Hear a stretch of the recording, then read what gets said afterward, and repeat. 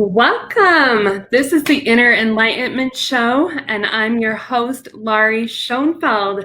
I'm so excited to have you back joining me for the second season.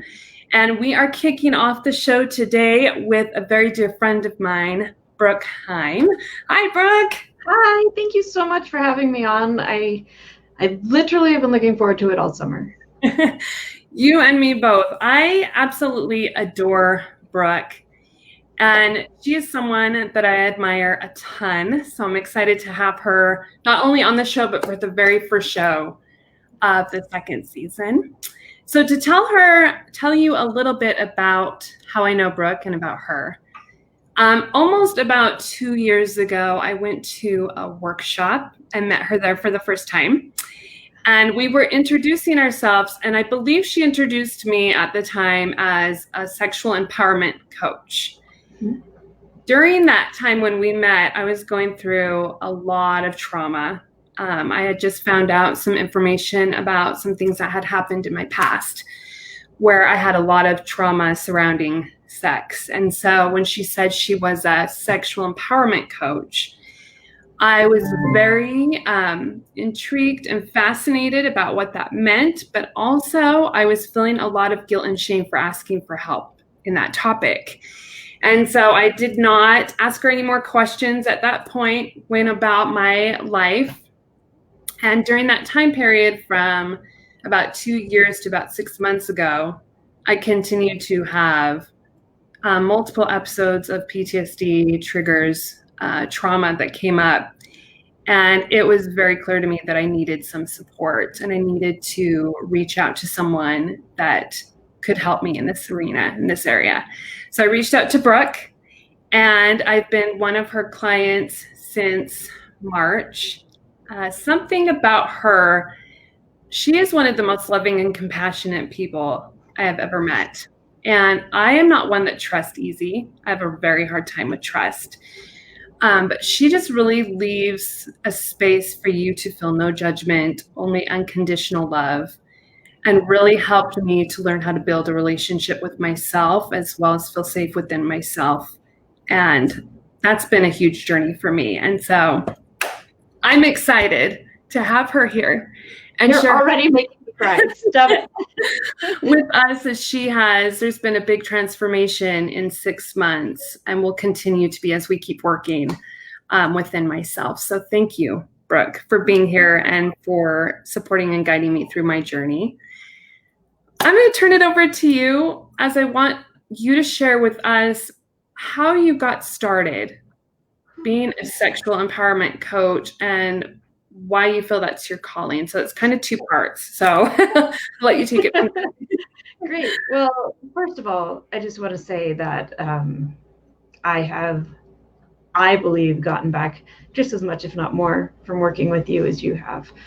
It's been so incredibly heart-opening and just wonderful to see love growing the way that I've always hoped it would. And it's beautiful. I got started on my journey because of the same things, because of trauma and because of pain. I grew up being sexually abused. I moved out of my house when I was 17 and was married and divorced 3 times before I was 27. So like really quickly to get 3 of them done. I did good work. I go all in. And after that, I kind of moved to Nebraska and like got away from everything. I was like, I'm going to start over. And so I did. And it was mostly effective. Like I was able to like move 1,000 miles away and not know anyone and start my life over. But as we know, all the stuff that we had before carries with us if we don't heal things. And so I was starting and living a new life in a different way. And it was very different than I had done it in the past, but a lot of the same stuff was coming up and I wasn't coping in healthy ways. And I moved back to Utah, and right before, or I guess right after I turned 29, I was raped. And there was this moment when that happened that I was like, how is it possible that at 29, after working on myself the way that I think that I have and trying to get through all these things, that this is still happening? Like what is it in me And not that I was super victim shaming.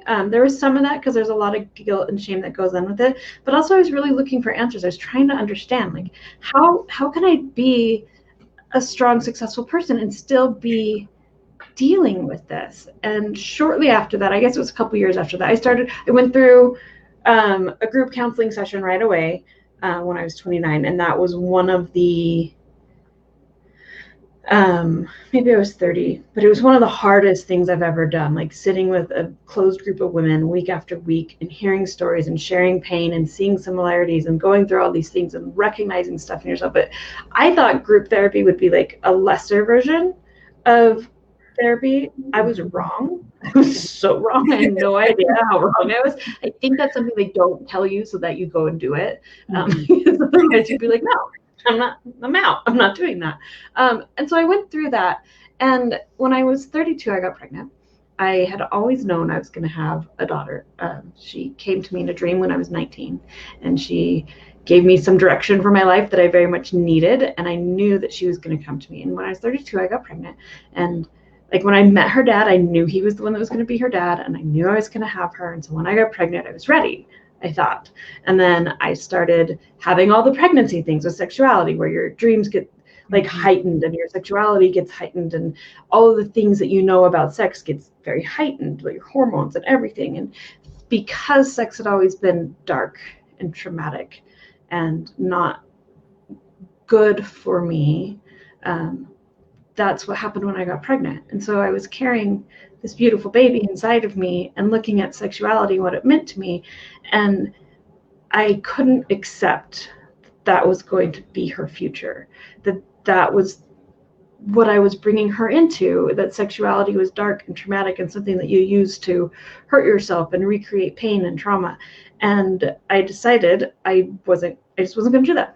And so I had to figure a way out of it. So I immediately got a therapist, and it was the wrong one. So we got rid of her. And some friends of ours told us about someone that they were seeing, and he has become my mentor through my entire journey and been my guide in developing the program that I have. And the thing that I noticed consistently was that when people talk about recovering from trauma and sexuality, they do all of the talking. They take you through all of the steps that you need to understand why it's not your fault and how shame is bad and that you should get rid of it and that you should have a loving connection to your spouse and that sexuality should be something that is shared and enjoyed. Sorry, my headphones are coming out. But no one would talk about how to re-engage in sexuality with it being different, right? Our bodies do what they've always known. That's why we work out. That's why we train. That's why as a musician, you practice for hours and hours and hours and hours and hours. So here I am, 32 years old. I've had a lot of sex throughout my whole life, by choice and not by choice, like starting when I was, 8 years old. Like there's a lot of body conditioning, body memory, muscle memory. Everything that I know about sex is traumatic. And so when you re-engage with it, even if you've done the mental part of it, you haven't trained your body to respond differently yet. And so that was my goal. How do I create a program that is going to teach people to not only be able to reconnect with themselves and find love for themselves and heal the trauma and see themselves in a new way so that they can create a new future, but also how to engage in sexuality again and have it be beautiful and loving and compassionate and strong and passionate itself and exciting and fun and a little bit carnal sometimes. Like, how do you do all of this without it just being dark and heavy and sad and a way to punish yourself? And that's what I did. So that was how I knew that this was my mission, was because I figured it out. I figured out how to retrain my body, how to take the pain and the trauma out of it, how to use that sexuality to actually connect me to God instead of bringing me further away. I see sex and the power of creation as our most innate gift of power. It is bestowed in each of us. And that's not just for creating babies, it's for creating love and music and beauty and art and science and literature. Like, creation starts in the same space for all of us. And when we carry that in a really dark, shameful place of trauma, that is what we create in our relationships, in the things that we make for the world, anything that we produce and put forward, whether that's at work or home or whatever. That's what we're taking out into the world. But when you can physically retrain your body to do it differently, then you're going to get different outcomes. You're going to create love, and you're going to create goodness and light and fun and beauty to give to the rest of the world. And it's not just about having great sex, which is also really important because it's really connected, and it's really something that is meant to be beautiful and enjoyed. It's not meant to be tedious or a task or something that is obligatory or painful and horrible. It is meant to be connective and beautiful and bonding and with yourself, and to use that to connect to God and to your partner and to the world around you, and all of our relationships, not just the sexual ones. And so that's what I've created. And I know that it isn't my mission, it isn't my message. I really feel like I've been called to this from a greater purpose. And I feel very honored to get to spread this message. A lot of people get caught up on it. They're like, oh, are you a prostitute? No, very much not. I'm just going to teach you how to love yourself and then take that love into other things. Mm-hmm. I love what you just said there. There were a lot of things that you pointed that I want to talk about.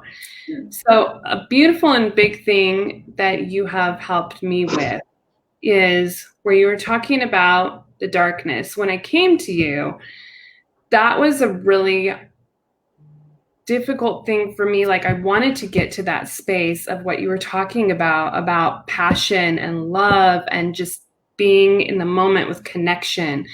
But I was so stuck in this space of guilt and shame that my body was only meant for one purpose, and that I needed to make sure that I was being very much a certain type of person to be enough and to be loved and to be supported. And so you've really helped guide me in finding not only self-compassion for myself, but also forgiveness has been a big, big issue for me. Not issue, let's rephrase that. That's been a big thing for me, of realizing that there's layers there. It's not only forgiving other people for things that have happened, but forgiving yourself. Mm-hmm. And really finding that space of how you showed up because that's what you knew. Yeah. But knowing that there is a new possibility, like you were mentioning, that you can recreate something more beautiful and magical and amazing by just regaining and relearning tools on what that looks like, and forgiving yourself for, it's okay. We had these moments, you showed up in what you knew, but now you can create something different.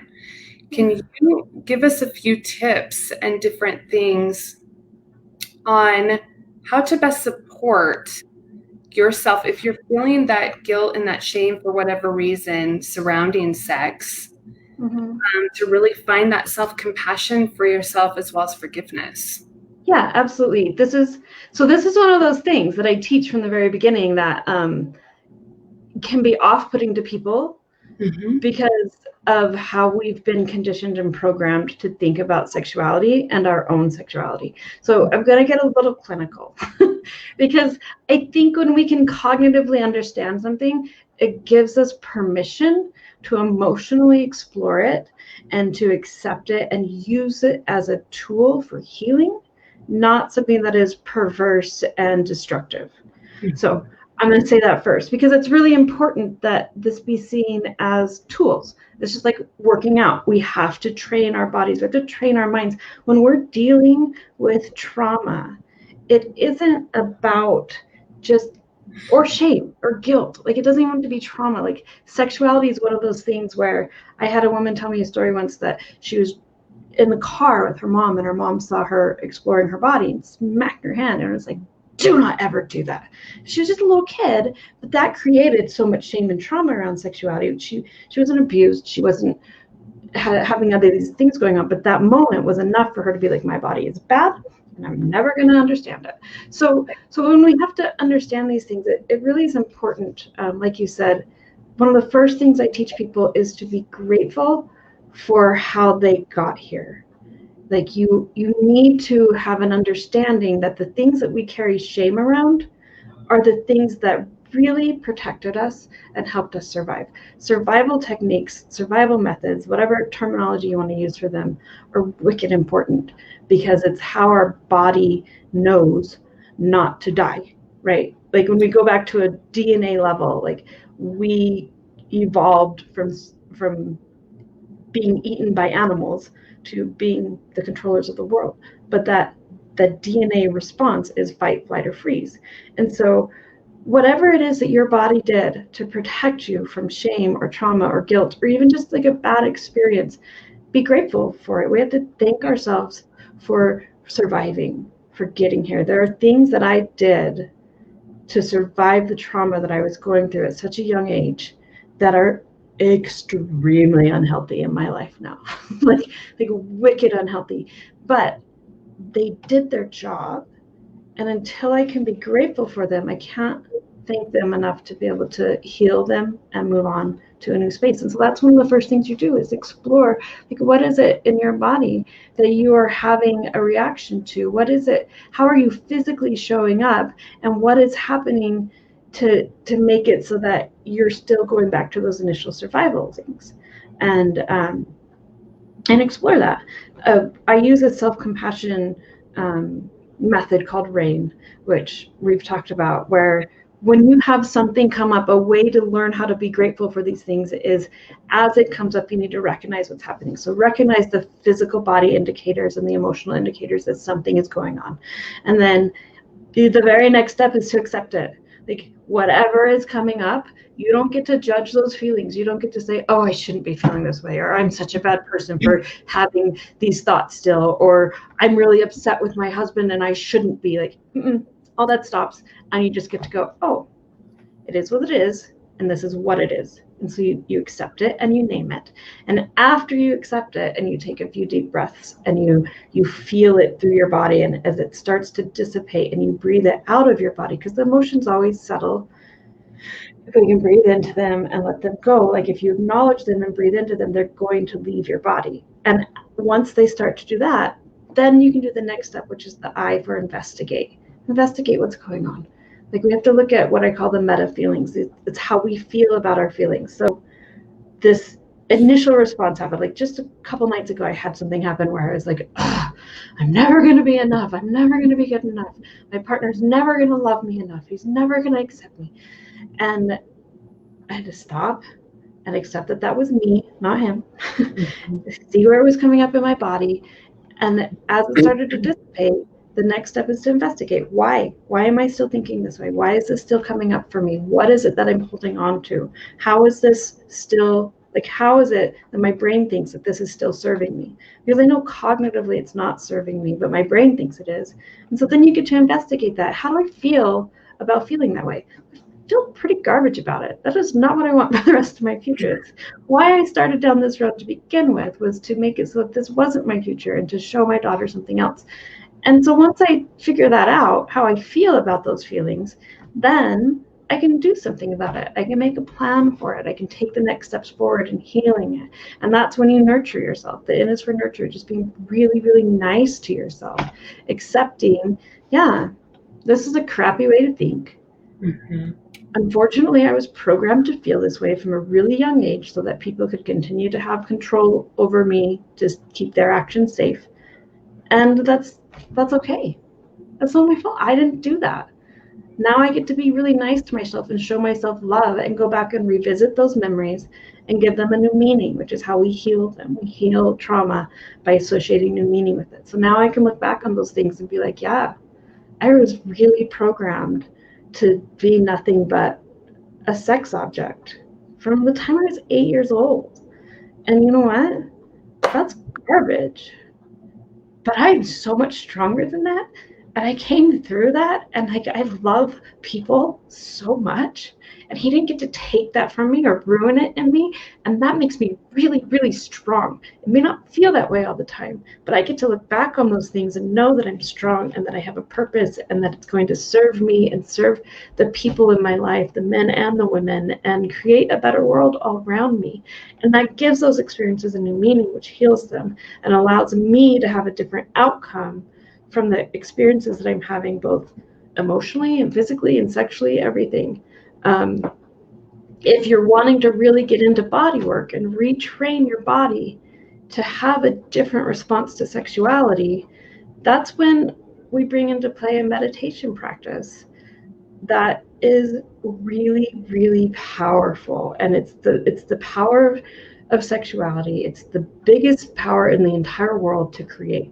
And the meditation practice itself is through masturbation, but it's not for sexual gratification in the way that people think about masturbation. And this is one of those things where, especially with the prominent religion around this, it's really important to see it for what it is. This is not about gratuitous sexual gratification. This is about retraining your body, just like working out, just like eating well and running. And like, if you want to change your body to do something different, then you have to physically train it to do something different. And that's where this practice is really, really powerful, because you get to sit with your body. And in the beginning, it's not even sexual. It's just sitting with your body and appreciating your body for what it is, exactly how it is, without judging it, without shaming it, like feeling your skin, sitting with yourself and saying, thank you. Thank you for being my body. I love you. And we're going to have a different future together, and I'm going to get to know you, and you're going to be a powerful, strong part of my life. And then you move it into a space of sexuality, because if all your experiences, or even the beginning experiences that you had, trained you to see sex harshly or as a danger, that's what your body is going to go back to. And so you have to give it something new. You have to train it to be loved. You have to train it to be received, and to know what gives it joy and what gives it pleasure, instead of what gives your partner pleasure or what you've been told it should be. And so you start to explore your body in a meditative practice. You set an intention going into it. I'm going to love myself, or I'm going to remove pain, or I'm going to heal trauma. And you say a mantra in your head continuously as you explore your body. And if you get to orgasm, that's great. And if you don't, that's great. And I will tell anyone who's listening, it is not comfortable at the beginning. This is not masturbation. This is not just getting off. This is not any of those things that we see it as. This is a practice of healing, which makes it hard. But you get to sit with your body and learn to see yourself, doing it in front of a mirror. Even if you just sit in front of a mirror and look at yourself, that is a really hard practice in and of itself, to sit in front of a mirror and say a mantra to yourself with clothes on or with clothes off. Like, it's progressive, and you gradually move through these steps of learning how to engage your body in sexuality and have a different outcome at the end. And you train it to be connected. You train it to stay engaged. You train it to not disassociate from the experience. And you train it to be something that, first of all, connects you to yourself, and then connects you to God, and then connects you to your partner, and connects you to love. And that is one of the most powerful tools that I can give people. It's also one of the ones that's met with most resistance because it's really hard. Mm-hmm. But those are the steps I would recommend first. One, thank yourself for surviving. Be really grateful that you survived. Revisit the experiences and see what you can take out of it from strength. And then have compassion. Go through the steps of rain. It takes 2 to 3 minutes when you do it, when you have a feeling come up, to stop, recognize that your chest is getting tight, or your neck is getting tight, or wherever you're feeling the burning in your stomach, or whatever, and go through those steps of rain.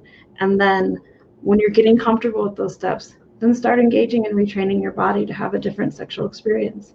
Because when you know what is good for you, then you can share that with your partner. Then you can be safe to open up with your spouse and your partner and to share that experience with them.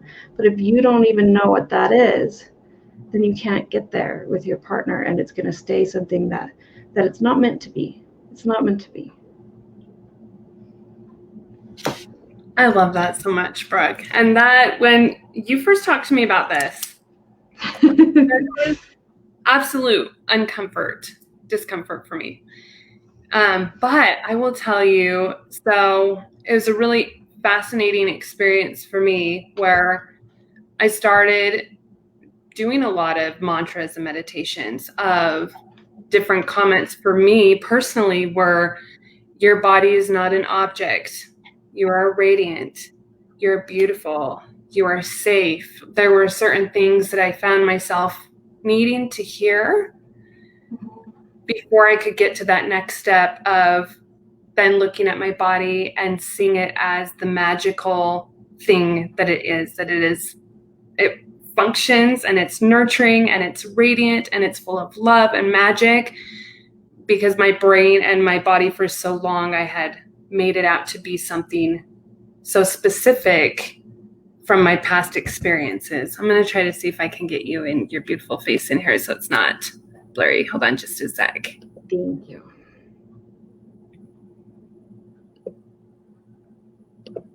One second, guys. Okay. There's get in there. Is it in there? Technology is a fun thing sometimes. Hold on, guys. Let's move this. And okay, I'm going to pause and move things around for a second because I really want us to be able to see Brooke and to hear what she has to say today. So maybe move in just for a second, Brooke, to your computer and see if it like refocuses you a little bit. Yes. Want me to refresh anything on my end? Nope, I'm gonna just mess around with things for just a minute. So, okay. So come in for just a second. So we're gonna talk for a minute while I continue to mess around with the little buttons for a second. But it's really helped me, this meditation practice of really taking steps for myself of first starting with the mindset of different things to say to my body, and then touching, like tickling, and just allowing myself to feel that it's safe within my body as well, and retraining myself that it's almost like when you see a sunset for the first time, that's kind of the best description for me. It's like that wonder of almost just restarting again and seeing something for the first time. Yeah, I can understand that. Can you hear me okay if I'm speaking? Yes. Yep. Okay. I can hear you really great. One of the things that I like to tell people is like, this is not an exploration in pornography or using other things for distractions, because we're all really good at disconnecting from sexuality. That's not what this is. This is not a space of bringing in distractions to sexuality. It's not even a thing that you need to bring in toys for or other things. You can if that makes you more comfortable, but this is like connecting to your body and your soul in a way that you haven't been taught or given the opportunity to. And when it comes to like sharing with partners, I tell people all the time that the only person responsible for your orgasm is yourself. Like, you need to know where you're at. You need to know mentally if you're engaged. You need to know what physically feels good to you, and learning how to communicate that to a partner is really important. But how are you going to communicate that if you don't know where you are, if you don't know what's safe, if you don't know what you enjoy, if you haven't trained the trauma out of your physical cells in your body, then you're not going to be able to help another person help you achieve that. And so it really is about exploring and creating a safe and loving space and connection for yourself and for what sexuality is for you. I absolutely love that. And I love hearing the things that have worked for you, because it is so different. And it's funny. There's definitely like not as much, I wouldn't say resistance from men that I've worked with, but they're just like, I don't understand. What do you mean explore my body? And I'm like, well, I mean, for women, there's so many different types of orgasms that we can achieve. Like so many, they feel different ways. They come from different areas. You have literally like hundreds of different types of orgasms that you can have. For a man, it's pretty literally straightforward. Like there's like one option and it's gonna end the same. And so when they're like, how do I explore my body? It's like, well, sit with yourself. Do you appreciate yourself as a man? Are you able to connect to what is your feminine energy as well as your masculine energy without it being threatening to you? Have you shed the layers of like social conditioning that may not apply to you or that do apply to you that you kind of feel like maybe you shouldn't embody? Like that's also really important. If you are really like into your masculine energy because it's really natural to you, there's this tendency to kind of shame that. And it's important that we not do that either. And so for a man to be able to sit, like look at himself in the mirror and be like, I'm a wonderful man. Like, this is just so weird, but it's just as powerful and healing for men.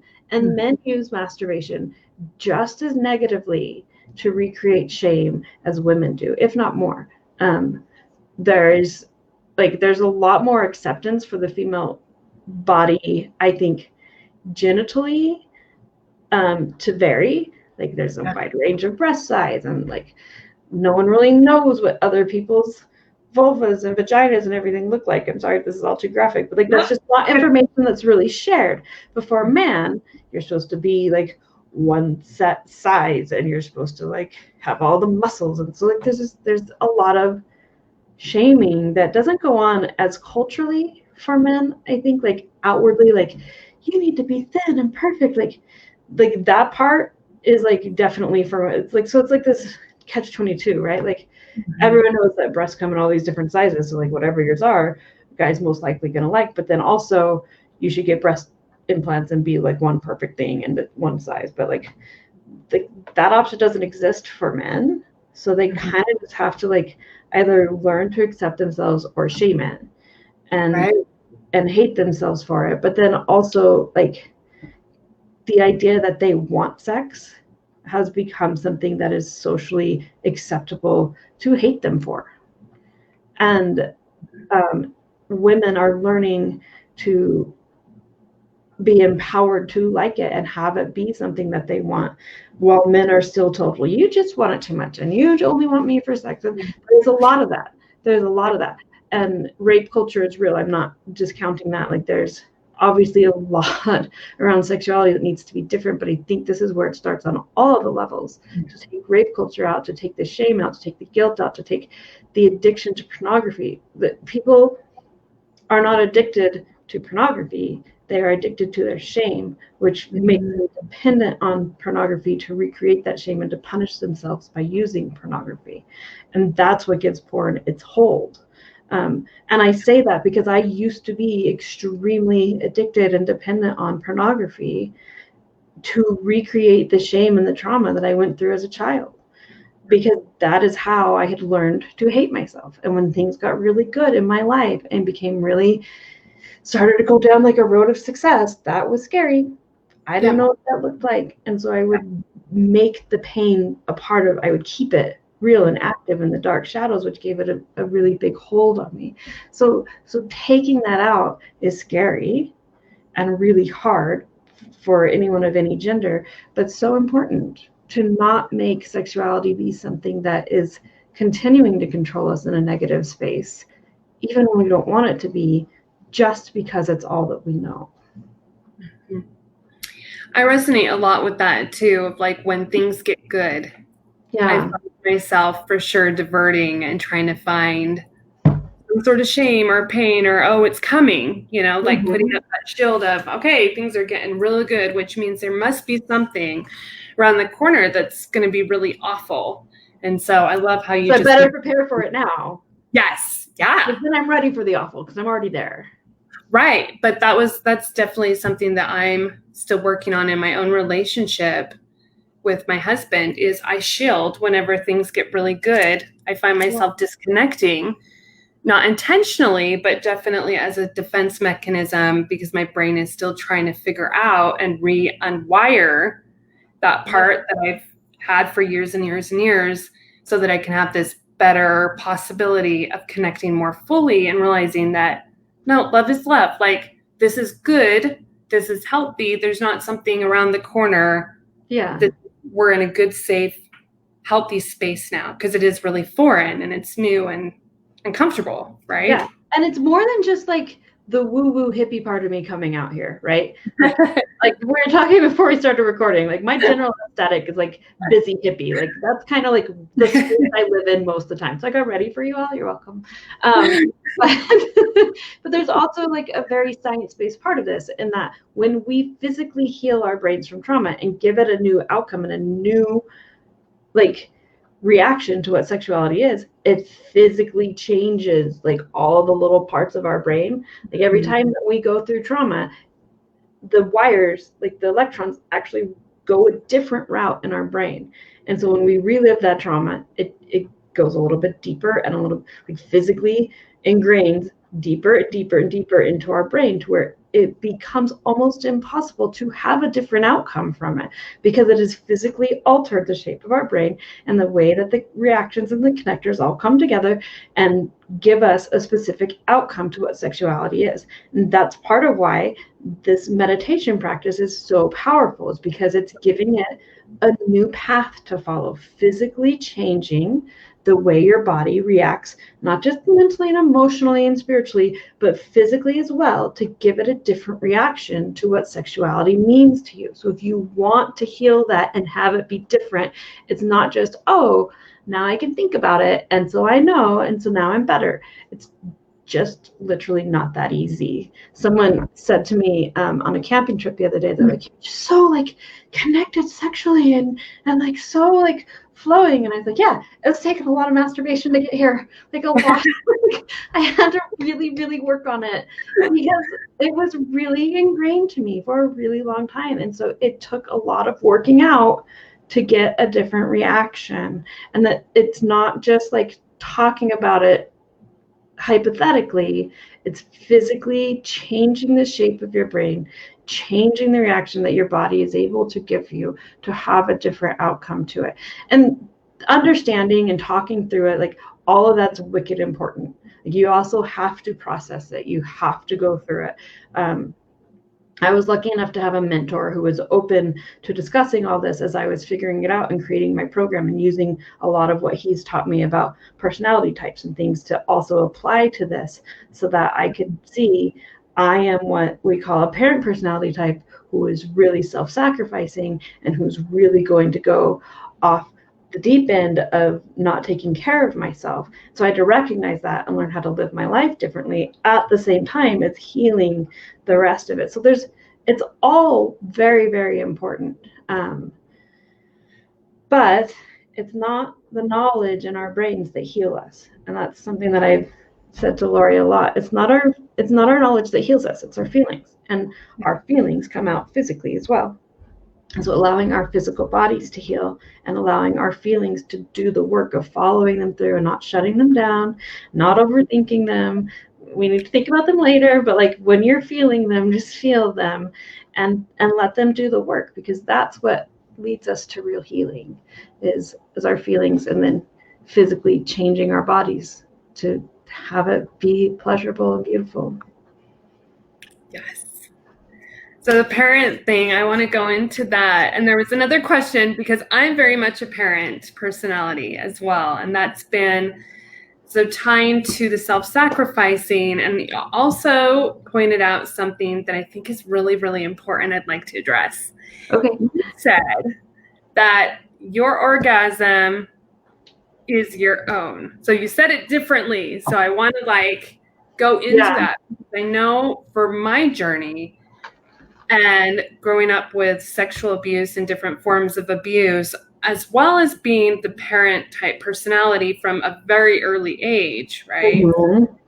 I always thought that my job was to make sure that I was making someone else feel good, that they were enough, that they were important and had value, and then also self-sacrificing myself along the way. And so your comment about your orgasm is your own I think that I would really love to address that, because I think that is so important Yes. as a society that we hear and understand that. Sex should not be goal-oriented. Mm-hmm. It is not outcome-oriented. It is not about what happens at the end. That is not why sex should end, right?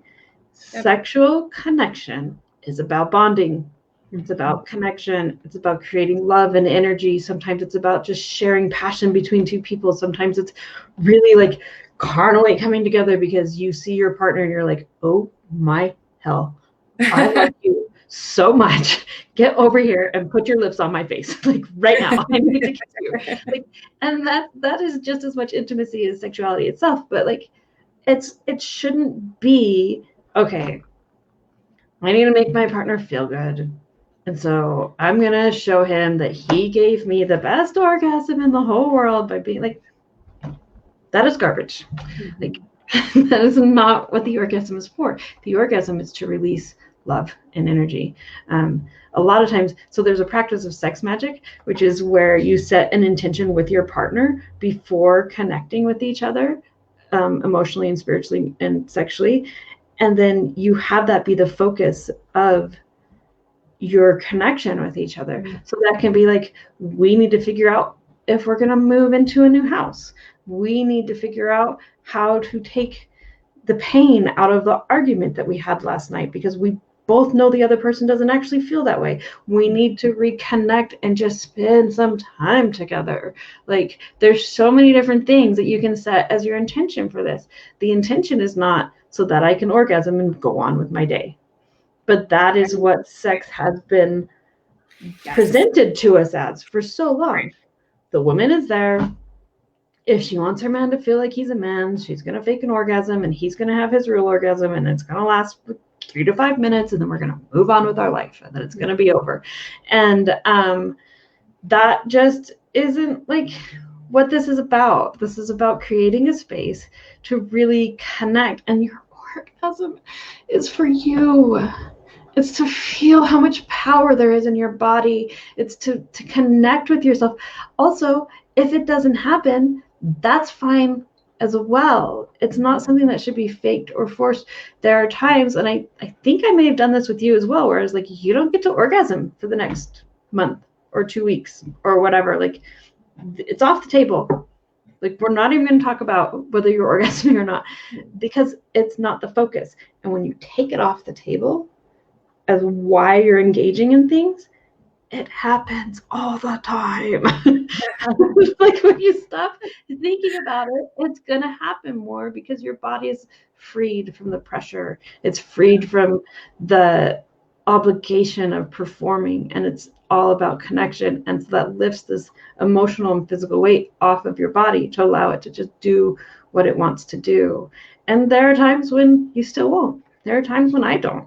And it doesn't get to be expected of me. It doesn't get to be demanded. Like, if we get to, and there will be times where my partner will still be like, is that okay? And I'm like, yeah. Did you see the time that we spent together where I got to just be with you and love you? Like, there's so much going on in our life. There are so many other factors that are not about us at all, with other family stuff and kids stuff and all these like legal things that are going on, that this is one of the moments that I know is just about him and I. And we get to keep that space ours. Right. It is sacred to me. It is my time with him. And I don't care if I come or orgasm or whatever you want to call it. I do all the time. I'm fortunate that I have spent a lot of time learning my body and allowing it to be open. It wasn't always that way for me, but I'm really grateful that it is now. But I don't even care. It's about spending time with each other that's uninterrupted, that isn't about anyone else, that we don't have to talk about what other people need from us or what we should be doing. Like, this is just time for us to be connected, and it's beautiful. And like, that doesn't get to belong to anyone else, not even to the expectation of orgasm. And so it's really important. But when it does happen, it's for you. It's to show you your strength and your power, and to feel ecstasy throughout your body in a way that is like, this is love. This is love. This is creation. This is my love in my body. that has been given to me as a gift to create, and it's beautiful. Thank you so much for being here with me, Brooke. You go. For I think a few hours on this topic for sure. And we could. We do all the time. So like, yes, we do. So a funny little quirk that I find out about myself when someone is telling me something I really, really need to hear, but don't want to hear, I flip them off. And it's not me being disrespectful. It's just like a natural like instinct that I just do. So Brooke has gotten very much in love being given a few times. I'm already grateful when it happens. But there was something there and that I had to acknowledge, and it was really important that I saw and heard what I needed to hear to work through that. So I'm always very grateful for you being honest and open and holding space for me. Is there any last advice that you would like to give the viewers today before we go? Accept where you are. Just right where you are. As stop being mean to yourself about it. Like, that's the biggest thing that I can tell people. It's like, if you don't want to have sex, that's okay. You don't have to. This, like, where I'm at in my journey is not where anyone else needs to be.